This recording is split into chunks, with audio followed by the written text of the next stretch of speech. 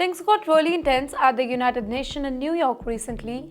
During a very heated Security Council meeting, the United States dropped a big accusations. And let me tell you, China fired right back.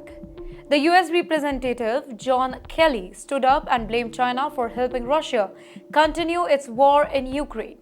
He didn't hold back. He said that China was giving Russia key parts used in deadly missiles, drones, and bullets, the very weapons being used to kill innocent people and destroy cities in Ukraine. Now, that's a serious charge.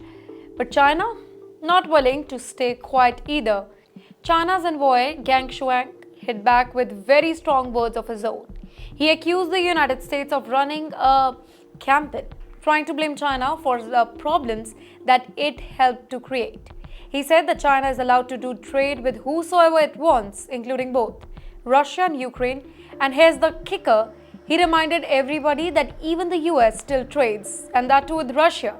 So, who's the real hypocrite? This wasn't just any political drama, it exposed how things really have hit the rock bottom between the two of the world's biggest power. Let's break it down now. The Russia-Ukraine war has been going on for over 2.5 years, right? And the US wants to isolate Russia completely. But China hasn't stopped talking to or even trading with Moscow. In fact, trade between Russia and China has hit new high, crossing to $40 billion in 2023 alone. That's nearly 26% jump from the previous year. The US says that while China isn't directly sending weapons, it is quietly supplying parts that end up in Russian missiles. China, in the meantime, insists that it's just doing normal trade and accuses America of using the war to bully other countries and score political points. Here's another twist. While they fight over Ukraine, the US and China are also locked in a trade battle of their own. Just weeks ago, they agreed to a 90-day truce on tariffs, trying to avoid another economic meltdown. But after this, the UN clash we are talking about, that fragile peace could actually break. You know why this all matters? Because this isn't just about Russia and Ukraine anymore.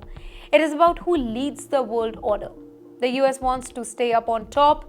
Russia is somewhere in the mid. China wants to reshape the rules. And both US and China are using every global platform, from UN to trade deals, to push their version of power. What started as a war in Eastern Europe is now a global power struggle, with countries like India, Brazil, and others watching closely, choosing their words very closely.